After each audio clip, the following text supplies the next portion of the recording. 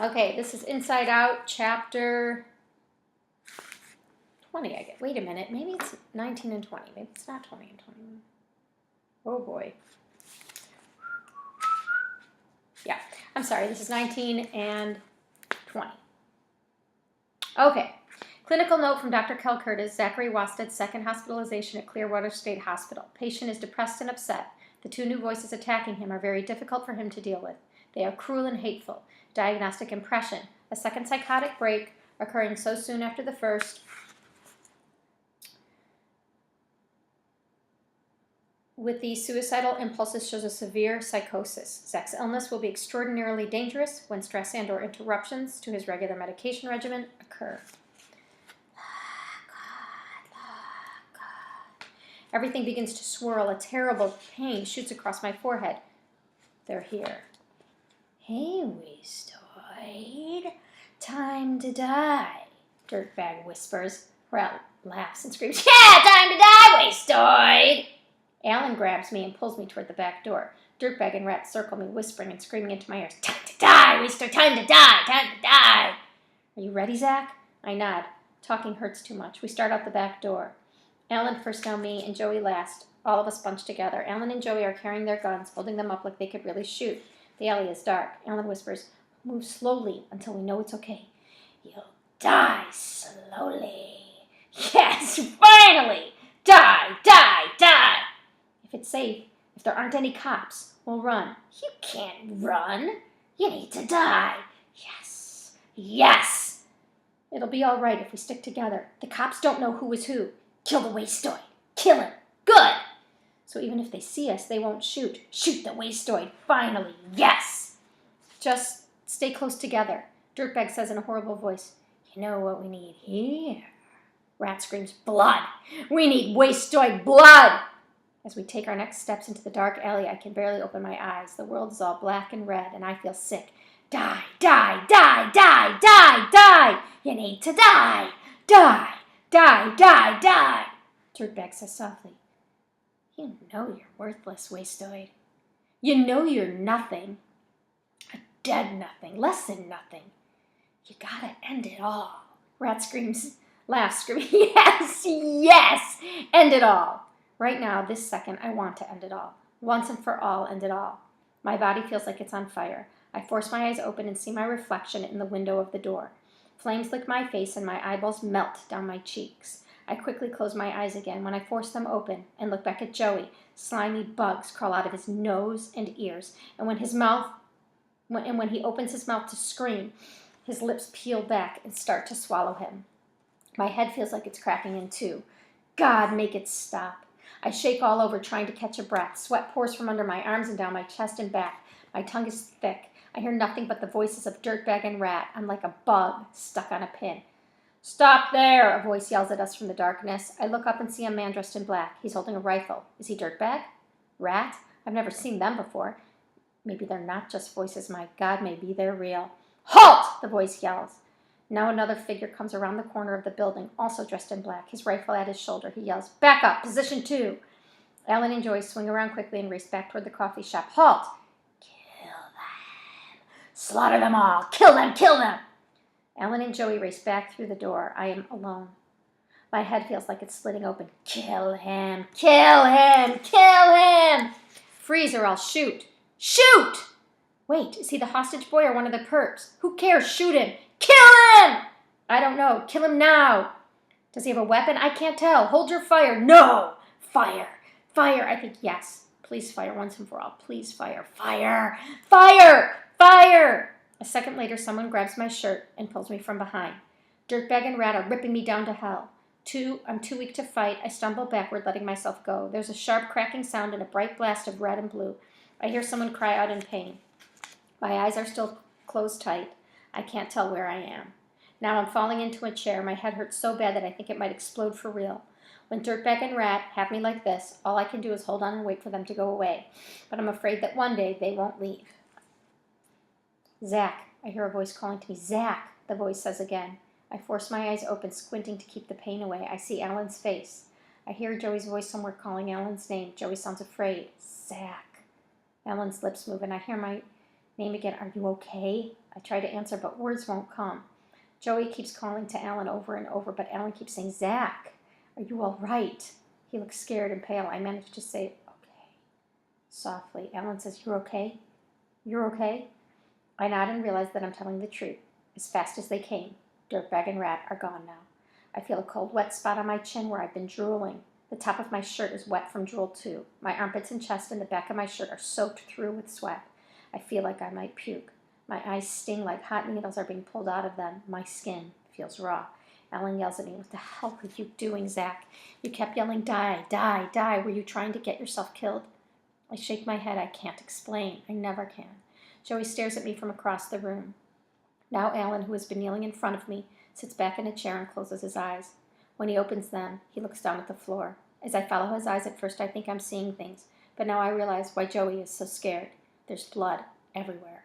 Bright red blood splattered all across the floor. Chapter 20.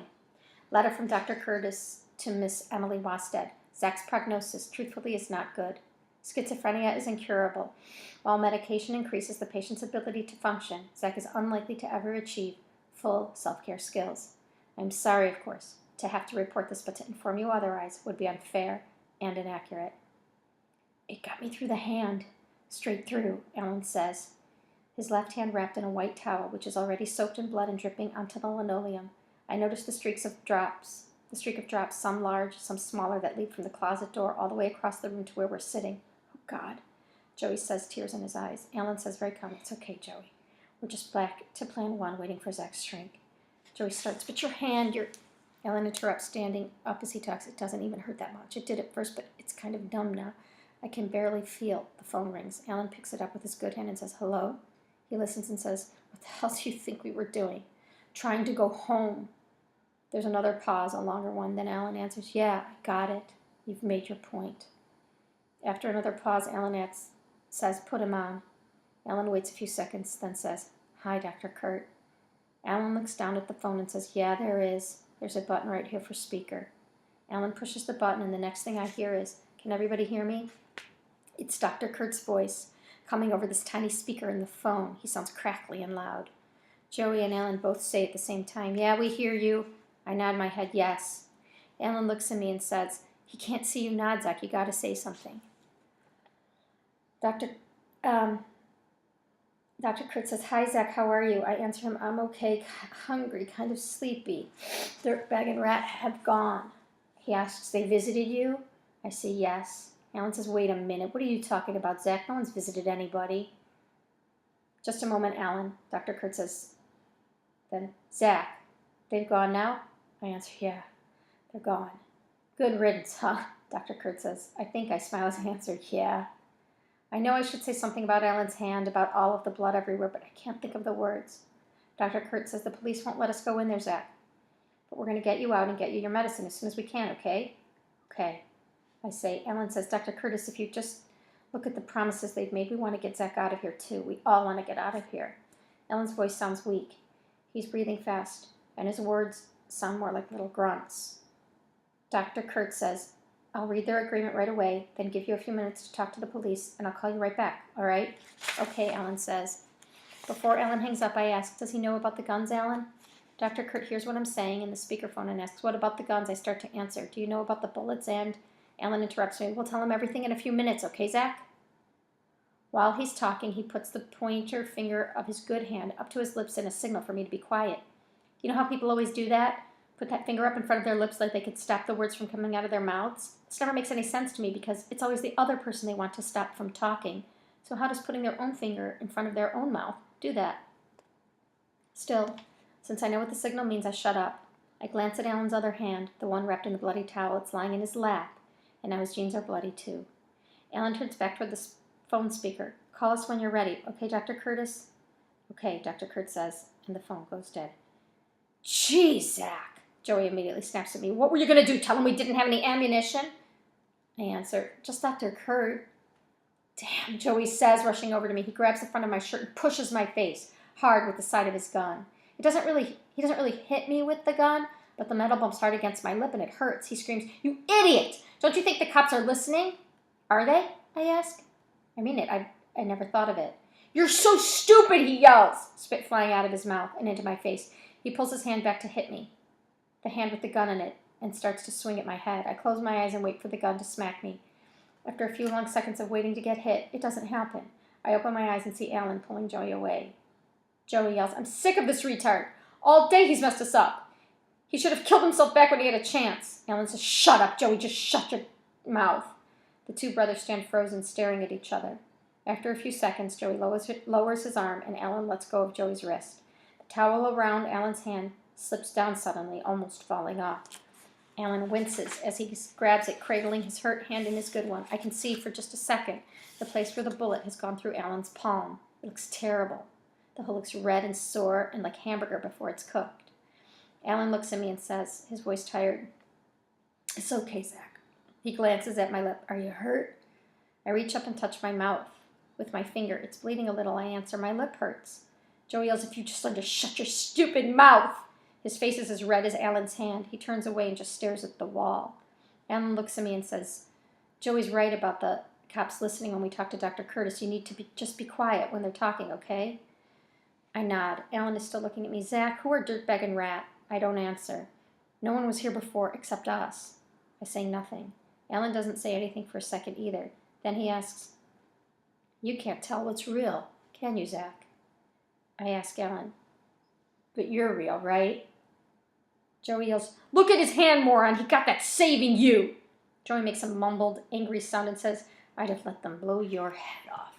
Alan ignores Joey and says to me, yeah, Zach, I'm real. As he talks, he carefully rewraps the bloody towel around his hand, squinching his face each time the towel goes around the wound. When he's done, he looks over at me. This is all real. I ask Alan, your guns are real too, right? Only they won't shoot except for when Joey shot the drawer. Alan says, yeah, the guns are real. All of this is real. But what if I'm lying? You're never sure about anything, are you? I think for a second, then answer honestly. I guess not really, no. Joey says to Alan, what's Zach being an idiot have to do with us? He's a retard. Alan says, no, he's not a retard, Joey. That's just it. Alan pauses a second, thinking, then says, Zach's brain is all upside down and inside out. But he's not a retard. Joey interrupts, retard crazy. What's the difference? He's messed us up all day. Alan sighs. He looks at me, and he walks over to Joey. Listen, Alan says to him, we're in trouble here, I know that. But we'll get out of it sooner or later. Zach is never going to get out of what's happening to him. Man, I'd rather be us any day. And that's the end of chapter 20.